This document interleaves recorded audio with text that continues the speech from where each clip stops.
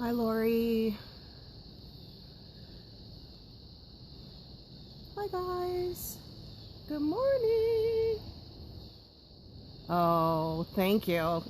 I am so freaking out about this cake. Good morning, good morning. Hi, Liz. Oh, you like it. Oh, yay. I'm so nervous because this is for a professional styled shoot and I was approached by the planner to do this. Yes, it's free, but I wanted the experience and I wanted to do a cake that I've never done before. So this is so out of my comfort zone, which is what part of what I want to talk to you guys about. Here, I'll turn it around so you can see the rest of it, because it's a 360 cake.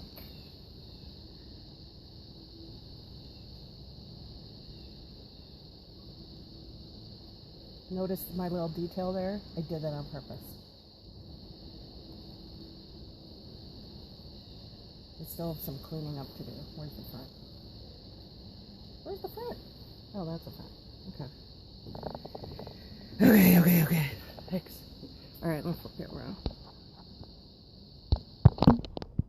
Good morning, Anna. I'm trying out Anna's suggestion for natural light to photograph this cake. Thank you. Don't just kiss my ass. Tell me, like, I need criticism. It's not till tomorrow, but thanks, Anna.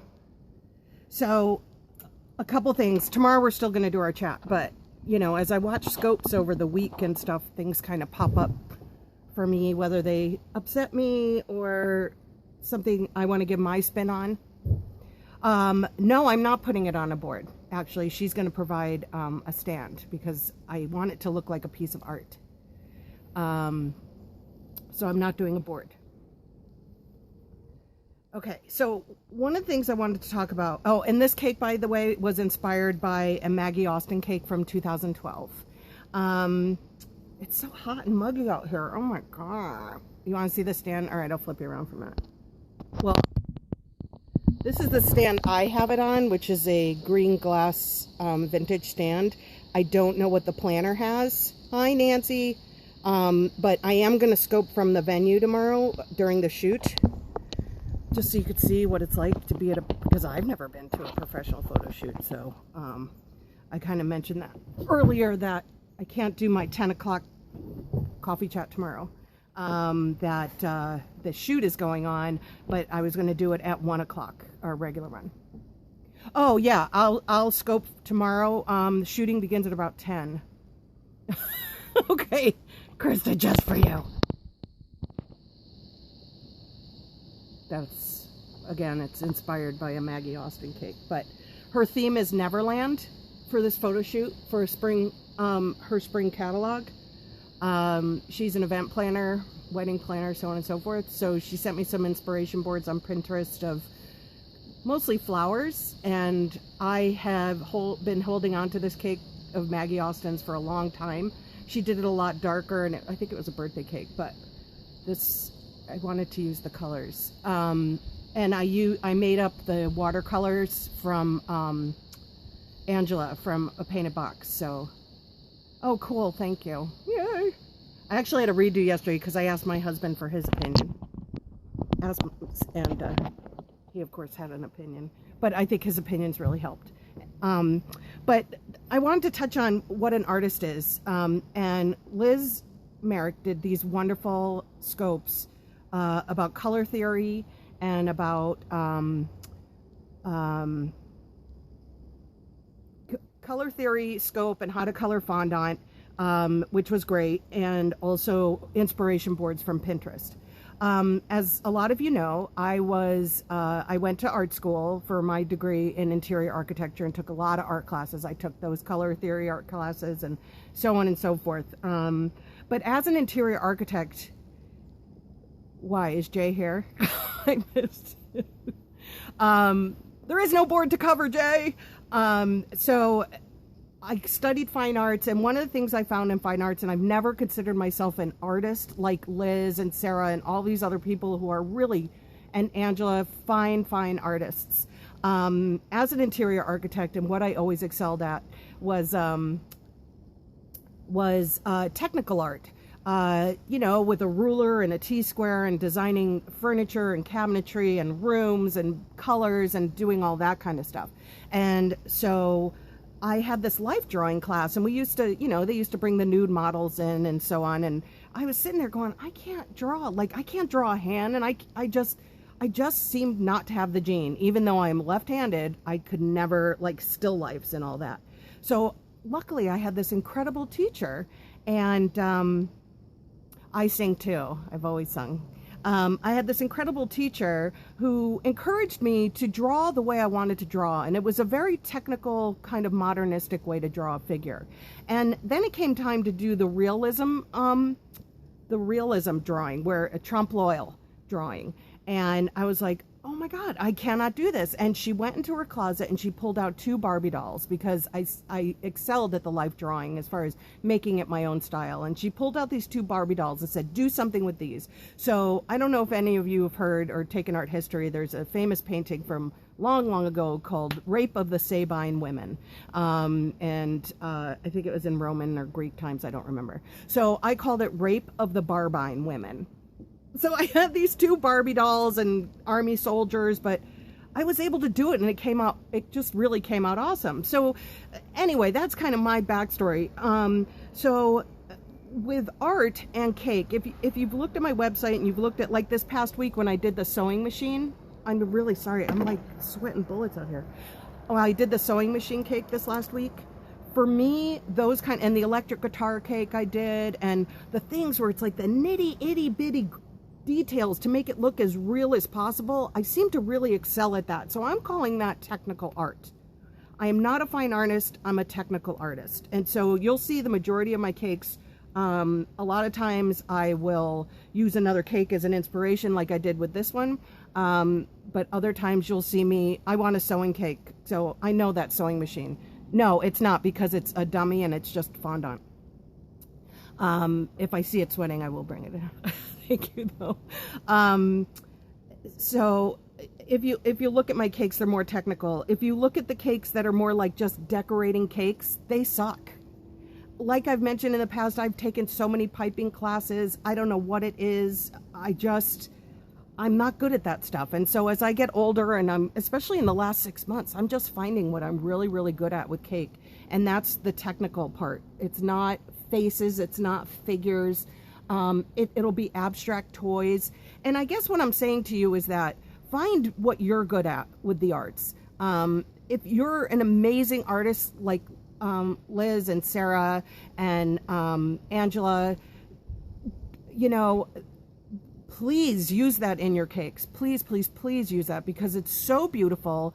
No, you shouldn't quit yet, Tisha. I've been doing this for 12 years, and it's taken till the last 6 months to figure out what my niche is. Find your art passion, that's right. And I did this cake.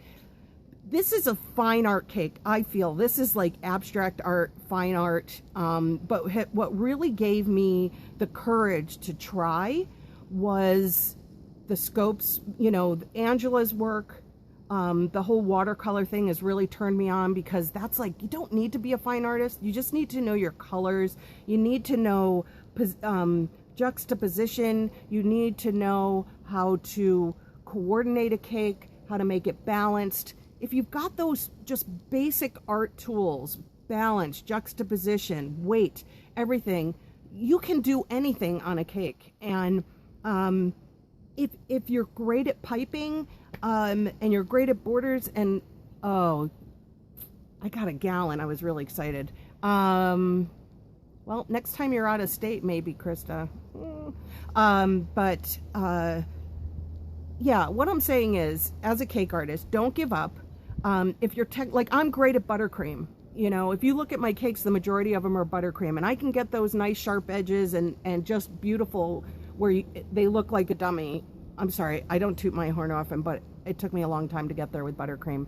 And so the majority of my cakes are buttercream, because most people don't do fondant around here. And fondant, I still have a hard time, even though I've been doing it for 8 years, fondant covered cakes. But I do love, let me tell you, this is where the technical art versus not fine art is. I use fondant for my detailing on my buttercream cakes, because because I'm more of a technical artist, I'll make templates and I'll cut the fondant out and I'll use edible images. I'll use anything I can to make it look as real, because I know I couldn't sit there and paint this thing on a cake. So I have found what works for me. So you need to find what works for you.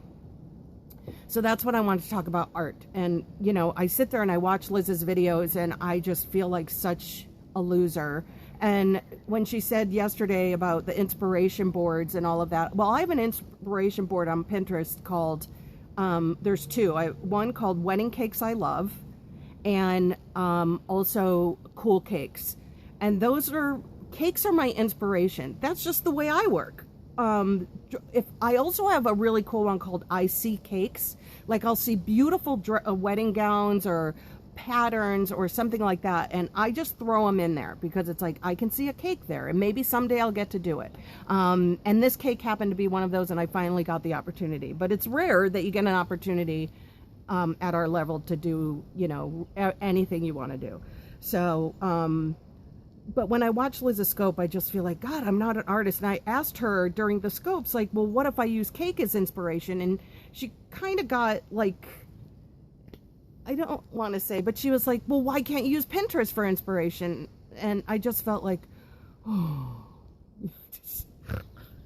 So I just wanted to talk about that today, that we all go through that. And just keep fighting and do what you do. You know, direct copies of cakes. I've done my share. Hi, Kim. I've done my share of direct copies. I'm trying to put my spin on things as much as possible now. And I've never had a customer say, I want exactly this cake. Thank you, honey. Thank you. But directly copying a cake word for word, I saw one online. Oh, so one of the groups, someone posted, this is what the customer wanted and this is what I did. What the customer wanted was a picture that she pulled off. You know, it could be any one of your cakes. It's just a picture. We all get pictures, right? From customers. Thank you. It's a mess right now because we're putting stuff away for winter. But so she sent her and her cake was identical down to the colors. The only difference is that her experience level, I don't think, was the same as the original, because you could tell, if you're a cake artist, that she just didn't have the fine skills that the original did. So I consider that a copy to copy cake. And you know what? It's a great way to practice. It's a great way to start. But as you get more comfortable, take those cakes and put always try to switch it up. But, you know, as you're learning, you know, copy, I guess. No, I know, Kim. I know she wouldn't have done that on purpose. All I'm just saying is just take those scopes, especially like the technical ones that Liz is doing, because that's the stuff I learned in college, and that stuff is so important to know, color theory and all of that. Take them for the technical aspects and take them and use it in your everyday world. Don't feel bad about yourself like I did, but it took me a minute, but that's okay. We all have that, right? Like this cake. Like, I was so scared to show you guys because it's like, oh my God, I'm so putting myself out there with this cake. Even though it was inspired from another one, I had to put together, I mean, it's layer upon layer upon layer. It's techniques I've never used. It was, to get it to the point it is, took probably about 8 hours. Oh my God, you won't even see my first scopes because, first of all, I didn't have a stand. Good morning. I didn't have a stand, and I was holding it, and then I would hold it on my shoulder, and then it would fall down, and then it would flip over, and oh my God, it was such a mess. Such a mess. Well, I immediately got a stand. Gotta get a stand. Krista, you were walking through the grocery store last night. I had to turn you off because I was physically getting nauseous. And I really want to watch because I love pho, but when you were walking, and I get really bad motion sickness. So I got my stand there like less than $10. Oh no, that's okay. I just wanted to stay, but it's important. But when you're walking, I don't know how you would use a stand, but these stands here, I'll show you mine. It's less than $10. It's less than $10, and it's wiggly and whatever. Can you see it? Yeah, it's that thing. You know, clips on anywhere. It was cheap. but my husband had a camera tripod that, oh, their special stands for walking. That's cool. So I have a camera tripod that when I am doing baking demos, I'll have it on the tripod instead of this thing. We bought this house 2 years ago, and the deck runs the whole length of the house because back there used to be an atrium, and they were too lazy to keep it up, so they tore it down and just added more deck. Okay, so art. We're done with art, right?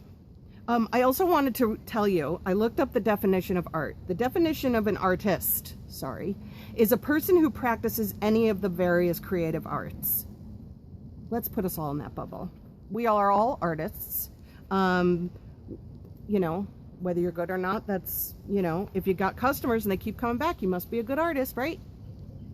Okay, so I want to get to something, Sarah, did anybody of you, bye Krista, did anybody catch Sarah's scope last night about customer service and how she got these crazy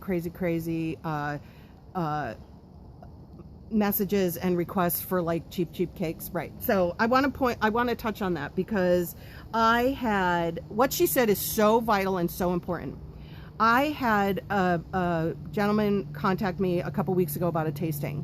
And we went back and forth and he wasn't answering. And finally I got on the phone and I called and I spoke to him, and it was a couple who were getting married in Philadelphia. And we spoke about it. He wanted gluten-free and all that. And we had a nice conversation on the phone. He basically told me, good thing you called because I wasn't going to do this email crap anymore. And we talked and we scheduled, this was 2 weeks ago. I had to do some research for some new gluten-free recipes, and so I put the research in. I even did a test cake because vanilla is so hard with gluten-free. And his tasting was for this Saturday, but I hadn't received his payment yet. So I sent him an email on Sunday, I sent him an email at the end of last week saying, I still haven't received your payment. Are you still interested in the tasting? I'll touch that in a minute, Kim. And then on Sunday I wrote another, because I didn't hear back. And on Sunday I wrote another email and I said, hi Brandon, I still haven't heard from you. If you don't want to do the tasting, please let me know. If not by Monday, then I will assume that we're canceled. And he never paid, so I didn't have to worry about that. And this is why you should charge, okay? Specifically for this reason. He sent me an email on Sunday saying, thank you for your time, but we've gone with another baker. So I read that email and I was pissed. I was pissed because he went ahead and got another baker and never even told me. I was pissed because I'd sent him multiple emails and he never got back to me. I was pissed because he went to another baker without even trying me first.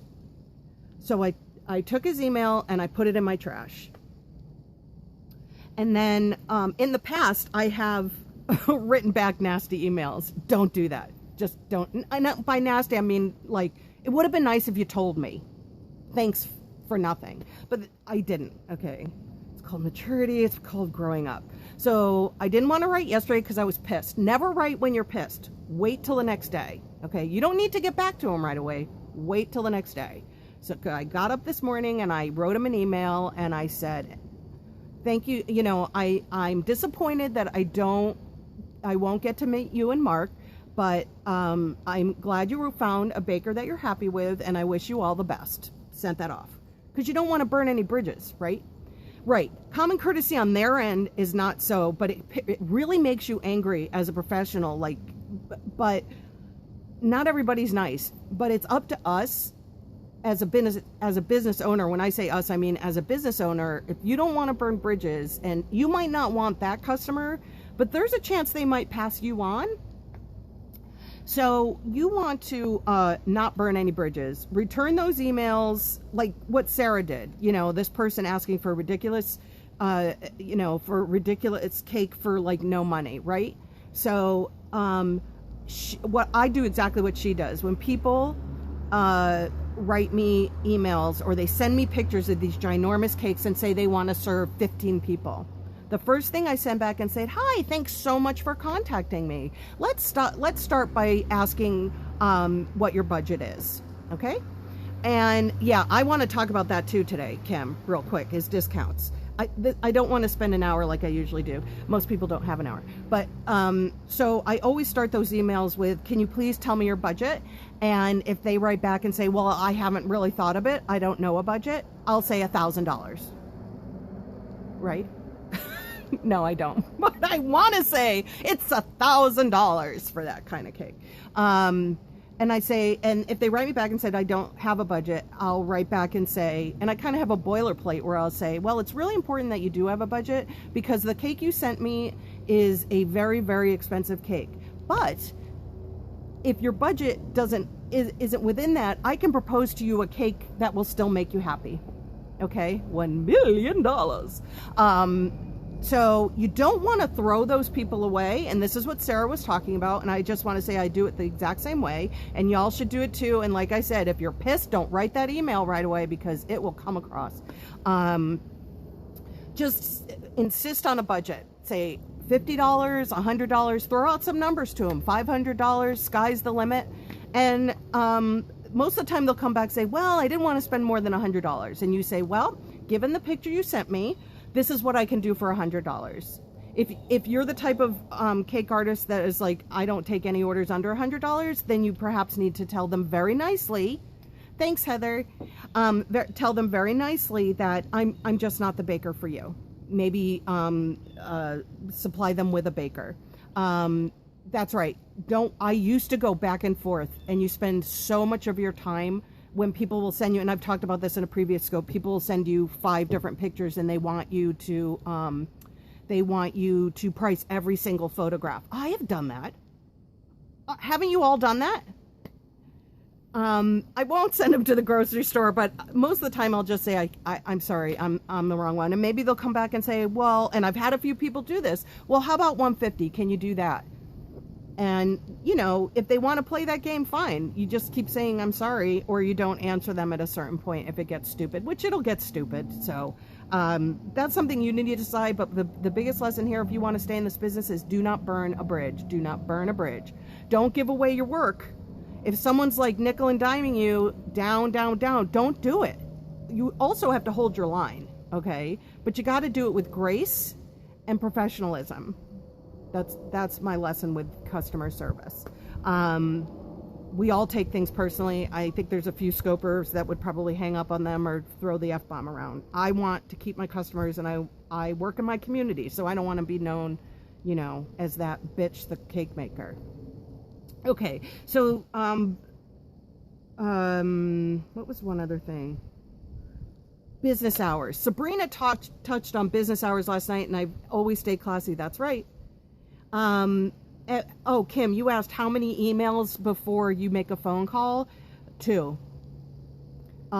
If you're trying to follow up with that person who has a scheduled appointment or a scheduled cake, and here's what I do. If someone books out in advance and they haven't paid you yet, sometimes they simply forgot. Sometimes it was like, oh my gosh, it's already? And I always give them, before I start baking on Sunday or Monday of that week, or before I start doing any work at all, if it's a cake that requires a lot of research or other type of work, before I start doing that, I'll send an email and just say, just confirming cake pickup such and such a time on Saturday. And 99.9% of the time they'll be like, yep, even though if I haven't heard from them in months. Sometimes they need that reminder. I always send out a reminder to confirm times when they were done in advance. And that's what happened with the tasting for this guy's. Oh, no, I don't charge for the research, because I'll tell you why.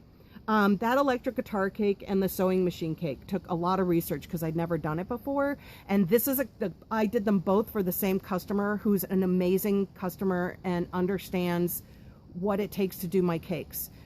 She understands never to tell anybody what I charge her because she gives me the opportunity to learn. And I know there's people that will disagree, like Jay, but I need the opportunity to learn. So she doesn't get charged, but the next person, I've already done the research and now I know how long it takes. That next person's going to pay more. This customer, I don't make her pay a deposit, but every other customer for any order over $100 has to pay a 50% deposit when they book. That's a retainer. I should call it a retainer at that point when it's for those big cakes. Little cakes don't require research. If they require research, then you shouldn't be charging under $100. Do you know what I mean? Unless you're learning and you need to look up different piping skills or something. But when you're at the level that a lot of us are, I wouldn't charge a research fee. No one does it, Kim, because I would just fold it into the retainer.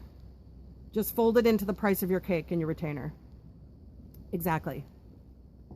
If you book, then it's applied. No, because then that's like a tasting fee.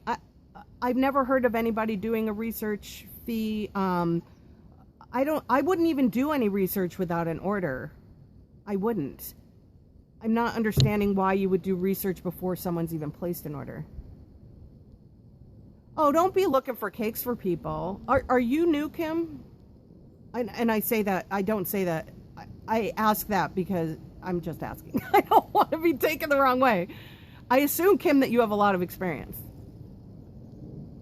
Half the time they don't know what they want. I get that, but a lot of times people who say they don't know what they want, I don't look for cakes to show them. What I do is I ask them, okay, I knew you weren't new. I ask people if they have no idea what they want and they want something specific, but they can't verbalize what they're trying to explain. I say, you know what, go up and Google flower cakes, flower birthday cakes. I mean, they can get so specific on Google now, and tell them to send you some pictures. I'm not going to do that for them. Screw that. They can do their own legwork. I'm sorry. I wouldn't do that at all, Kim. Or, right, Pinterest or Google, but, you know, either or. Make them do that legwork. That's right. So don't charge for that stuff.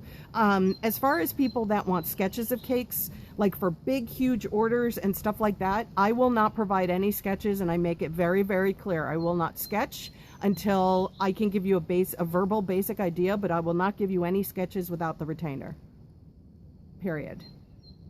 And again, that comes with experience. In the old days, I used to do all that stuff for free. I have a book full of sketches of people that never booked. So, you know, use your time wisely. Okay, that's all I want to talk about today. Tomorrow, I'm going to do live from the shoot at 10.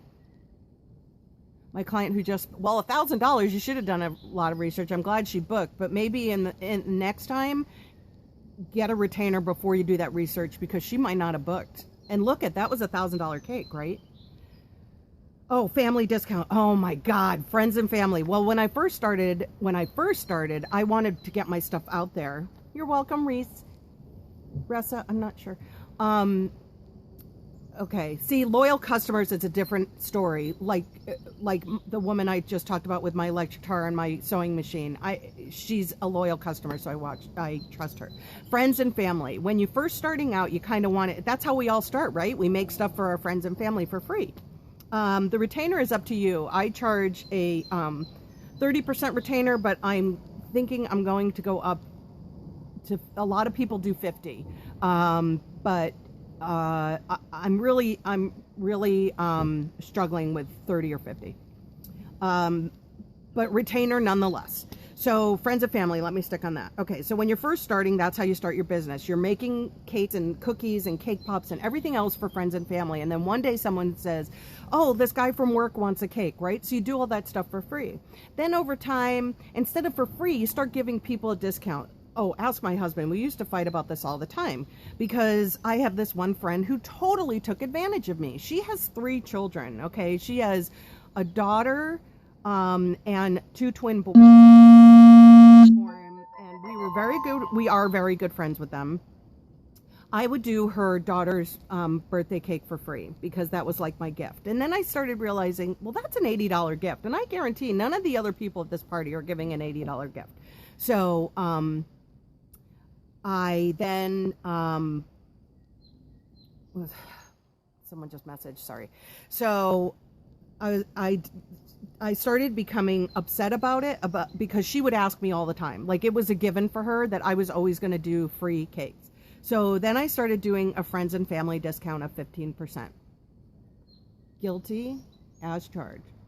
Guilty as charged. Because I felt I needed to get something. I just, because she was taking advantage.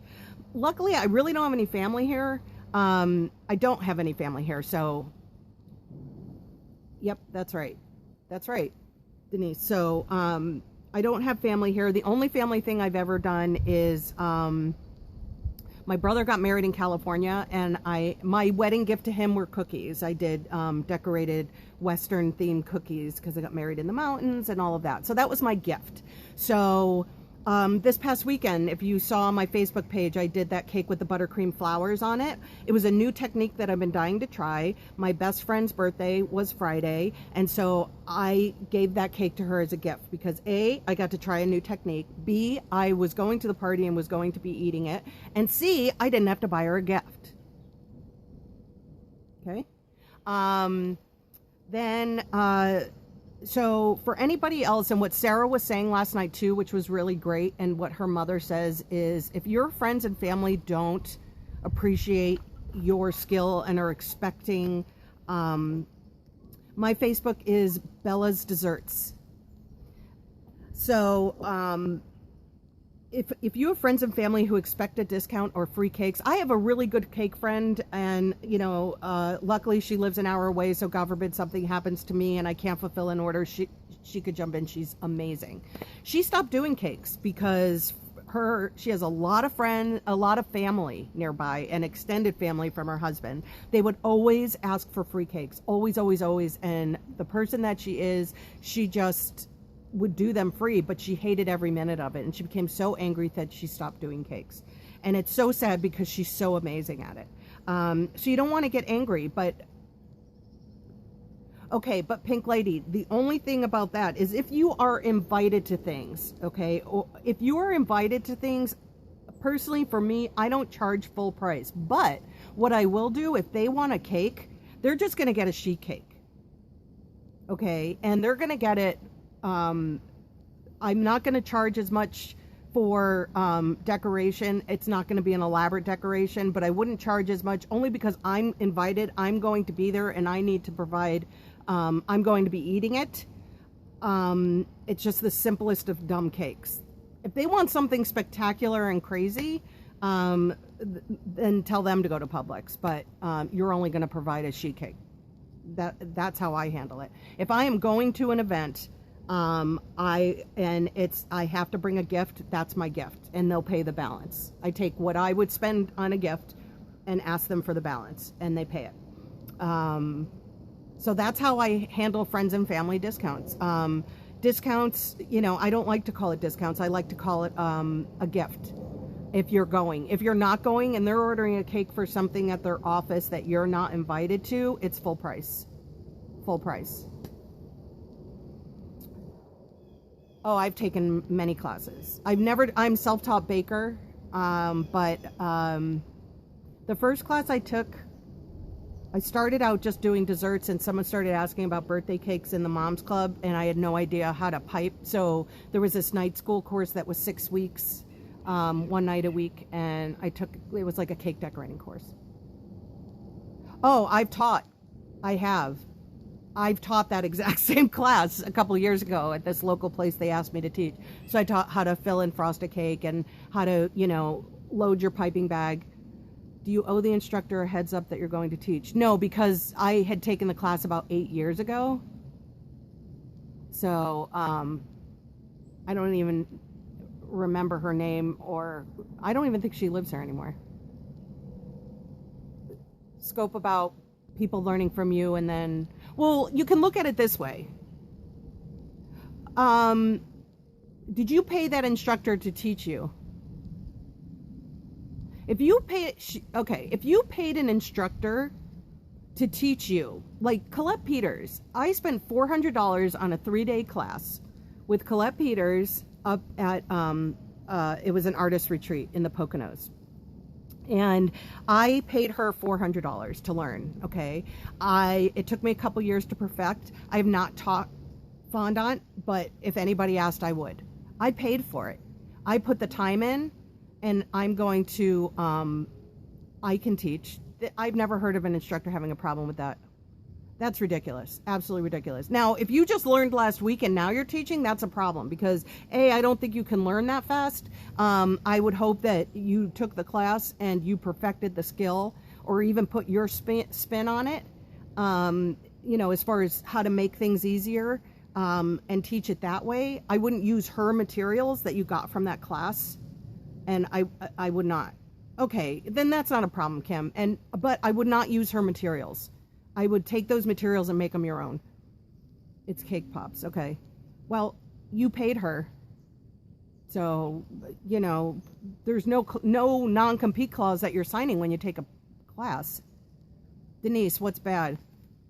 That person's pissed? Okay. Well, then that's her problem. I wouldn't even give another minute thought of it. You took the class 8 months ago. Why is it discouraging? It's discouraging to you? It's not discouraging to take classes. Listen, I've taken classes with Colette Peters, Toba Garrett, Kim, can't remember her last name. I took another class from this other, Lori Blevin. I took class from Bronwyn Weber. Okay, Bakers Against Drama. Oh, I love that. I've taken classes from all of those peoples, and I've paid them for those classes, and I never signed a non-compete clause like that told me never to teach that class. So that's that person's problem. I've never heard of that before. I like it. BAD. I'd never get mad. I would look at it as a compliment, actually. Okay, then she's nuts. And she blocked you. Oh, well. Don't badmouth her, though. You don't want to be the person that badmouths other people. There's a local bakery in town that we used to trade business, and they have a new owner. Periscope is a class, right? And it's funny because since I started doing Periscopes, okay, and I started doing scopes, and there's this one person who has way more followers than me, and I all of a sudden, like in my first couple weeks, like you guys started doing joining me, she's my Wednesday morning scopes, or there was the one week I did the 6 frostings and fillings, like that week she did the exact same scope of it was a ganache and a real Swiss meringue buttercream. That week she did the exact same scopes, and in my head I'm going, she copied me. Like, that's just me. But she has like 1,000 followers and I don't. So, but I thought it was weird, and I thought it was kind of desperate in a way because I know this person follows me. That's kind of shady. Like, it's kind of shady, but at the same time, like today, I'm coming off of Sarah and Sabrina's scope from last night to kind of give my opinion. That's different. If you want to scope about your opinion about someone else's scope, agree or disagree, that you know who I'm talking about.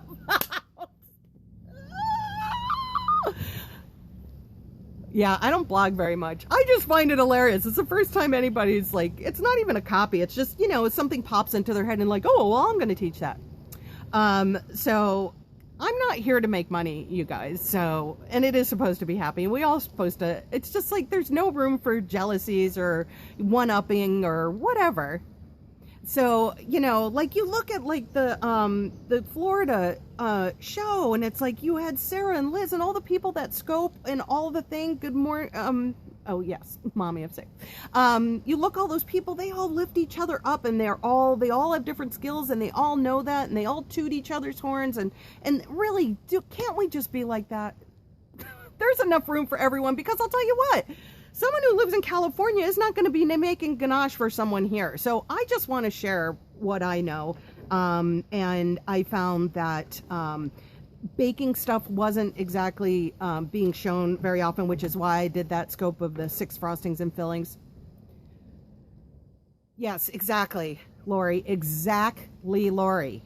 Thank you very much. And I learned a lot from Lori. She does things that no one else is doing, like homemade extracts and stuff like that. She did that cookie last night, which I do my cookies, I do the no-fail sugar cookie recipe, and Lori did the no leavening cookie, and someone else did Victoria did a no leavening cookie that I really want to try, because I hate having to chill everything so nothing spreads. So we can all learn, right? I am catch.me/Bella's Desserts.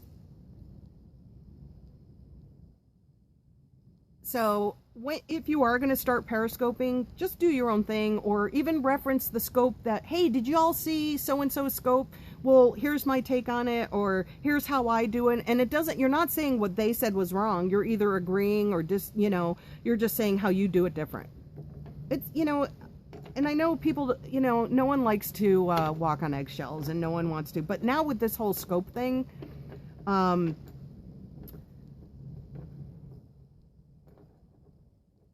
okay, you guys, I don't know what you're talking about. But with this whole scope thing where it's live, you got to be really careful. So, that's all. But that's all I wanted to talk about today. What did you say, Anna? That's everybody's laughing at. I missed it. Anyway, so I'm going to scope from the site tomorrow, the shoot tomorrow, and then I'll be doing my regular Wednesday coffee chat. Thank you. My regular Wednesday coffee chat at 1 o'clock, and I'm going to talk about write-offs tomorrow. What you can write off as a home baker. And I know everybody was really, I was going to do invoices, going to wait on that because that can be a really short one. So I'm going to talk about tax write-offs because these are all things I learned from my accountant. And I barter with my accountant. Barter, people. Bartering is a great thing. Thank you. I love Wednesdays too because y'all come and you love me. All right, I'll give you, how long do you give to pay the retainer? You know what? I make it clear to people, until I have a retainer, that date is open. If I get another customer that puts down a retainer, they're crap out of luck. I might give them a heads up saying, hey, I have another customer who wants that date. Are you still interested? And if I don't hear back from them, then that's too bad on them. But I'll give you a lasting shot of my cake because I love it. I'm so proud of it. And it's cloudy, but yeah, I barter with my my accountant. I barter with my electrician. Oh, cool. Yeah, tune in to Lori if you do cookies. Thank you. Thank you. It's my labor of love. I actually like it. It's cloudy though. I think I need to add, because I'm going to photograph it. So, all right, guys, have a fabulous day, and I'll see you tomorrow. And as usual, I can't stop my broadcast. Thank you. B-A-D, Denise, B-A-D. I can't stop my broadcast. Bye.